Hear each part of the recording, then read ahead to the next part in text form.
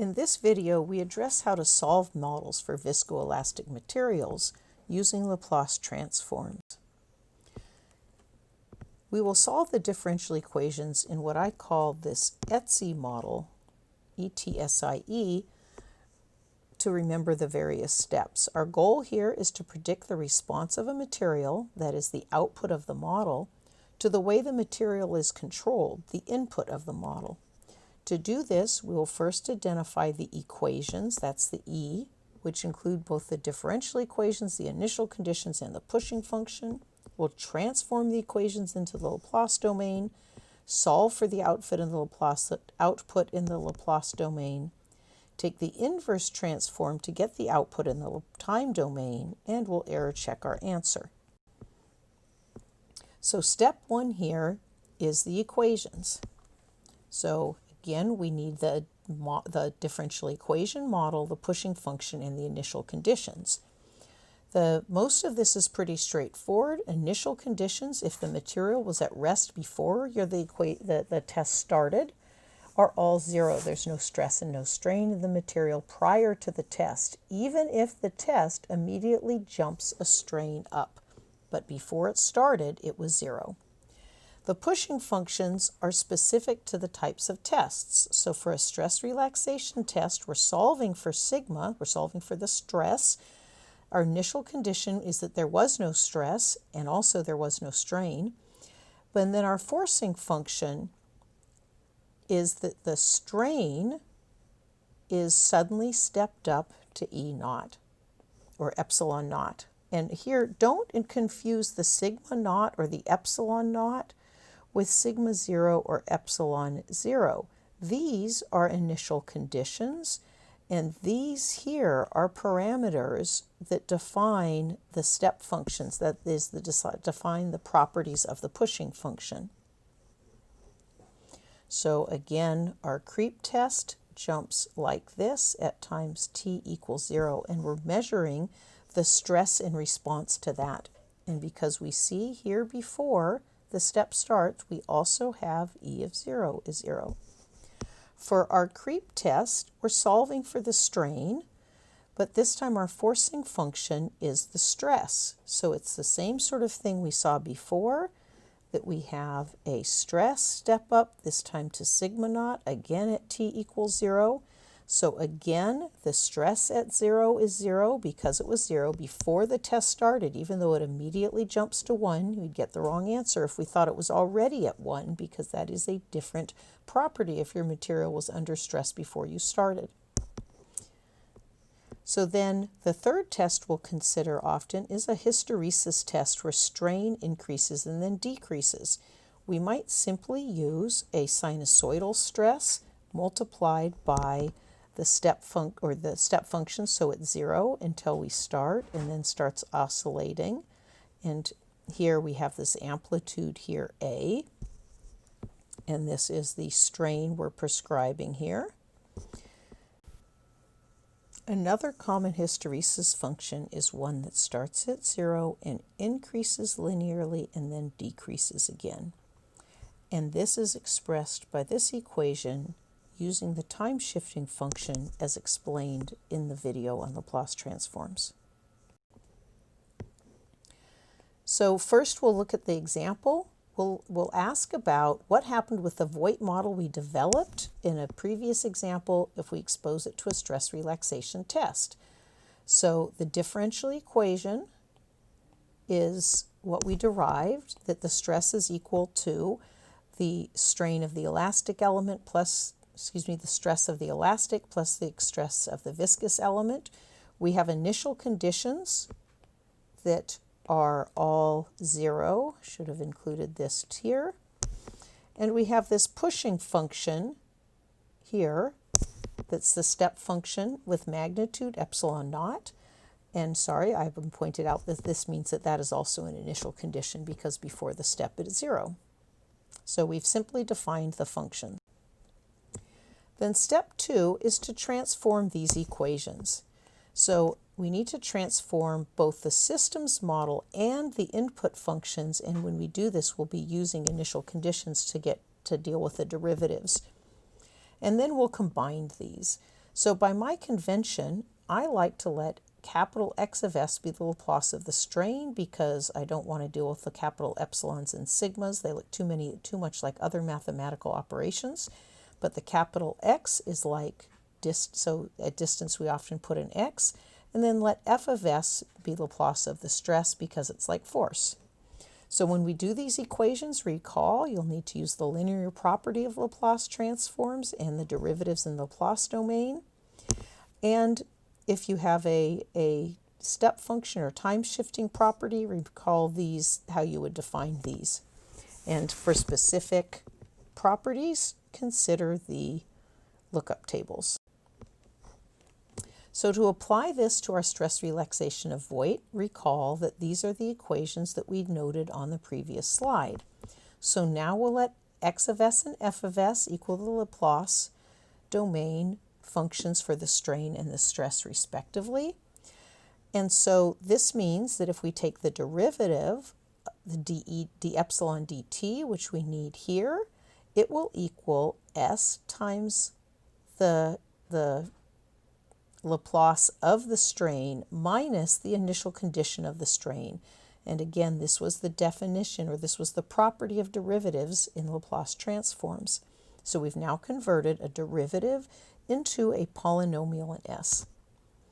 So this means that the equation now is transformed to, and we can take here the epsilon times, the epsilon turns into X of S. We keep the constants because it's the linear properties of the Laplace transform, plus, again, linear properties, keep the constant because of linear properties. Insert the derivative in here that we calculated up there, and then equals, and then the transform of this. So effectively what we do is we transform every term.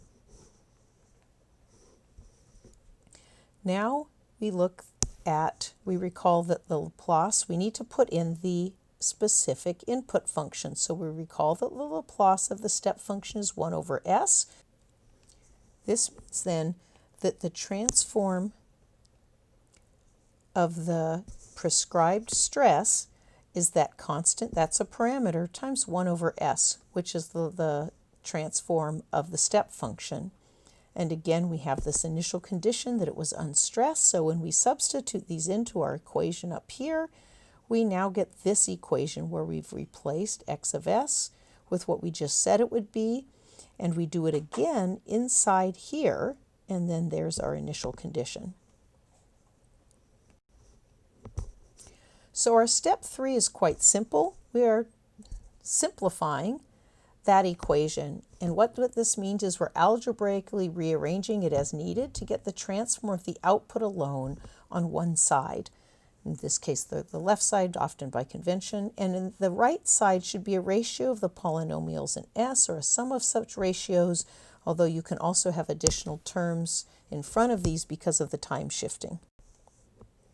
So to see how this applies to stress relaxation of Voigt, we had obtained this function in the previous slide, and now we just need to simplify it. So this case, rearranging, it's really simple. We already had F of S at one side. We'll just keep it there.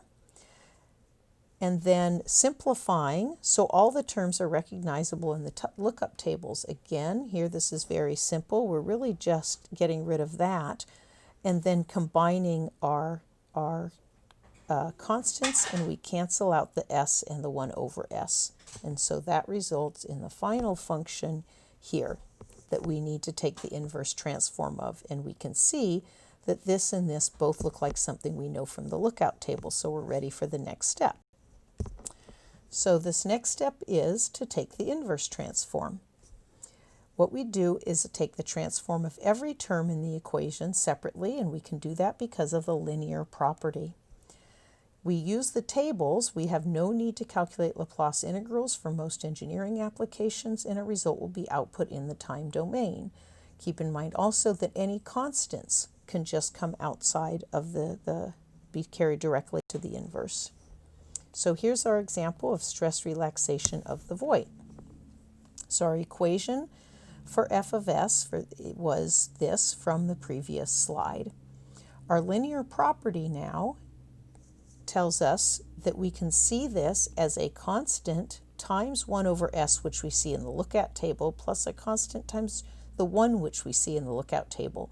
So if we need constants staying in, like some of these lookup tables have an a in them, we have to keep the a in that thing and figure out what the cofactor constant is in order to have it be consistent with the equation we had and look like the lookout table functions. So then we take the inverse transform pairs, so recalling these two properties for 1 over s and 1 relating to the step function and the delta function, and we simply take the inverse transform. To get the stress is the Young's modulus of the elastic property times the prescribed strain times the step function plus the viscous property times the prescribed strain times the delta function. And it's always useful to draw these to interpret them. So we'll put here that we're looking at a time dependence with our response is stress. This first one steps up at times t is 0 to epsilon e naught. So we'll put an e epsilon naught. So we'll put that, and what our solution does there then is it steps up right there and goes. And so that is this part of the solution. Then the other part is this eta epsilon naught delta. So this is an infinitely high thing here at the beginning that then goes to 0. And this integrates, the integral of this is equal to eta epsilon naught. And so the sum of those two gives us this response that goes up infinitely high, drops down, and then holds this. And so this is the stress relaxation. We actually have, in this case, an infinite stress, then dropping to the stress of the elastic element. My last step is always to error check my answer. With the differential equation, you can plug your solution back into the differential equation. The simplest test, however, is to do a dimensional analysis because that often takes less time. When you do this, keep in mind, in addition to understanding what we talked about previously about the dimensions of our parameters and variables, is that the argument of a function should be unitless, such as exponent or sine. We also ask whether it's responsive to the question, that is, did we find the outcome requested in terms of the information provided. In some cases, it can also be useful to do sanity checks and to understand time constants if we're really not satisfied. But if it passes the plugging into the ODE, we're probably done at that point. We'll now apply this to our stress relaxation problem of the Voigt model. Our solution was this differential equation here. This is, in fact, the right problem because for stress relaxation, we should solve for stress, which we did, in terms of a lot of things that were known, our parameters and some given functions. We can also do a dimensional analysis. We see that the first one is in terms of pascals. This is pascals, unitless, unitless. This is Pascal seconds, and the delta function is 1 over seconds, so that's also in pascals, so it is in fact past that. And then last, we can plug this into the solution into the differential equation, which was this. So this plugging it back in is just trivial. It's replacing the stress here in this equation with the stress in our solution. So we have the differential equation is equal to the solution form of the stress. We also need to take the strain that we had determined for the forcing function and plug that into this point and this point. Or we could go in the reverse. You can go in either direction in order using these to convert these things to your strain, or maybe would have been easier to convert these to the other. Either way, we will either end up with the answer like this or the answer that says this thing is equal to itself because we've converted one side or the other.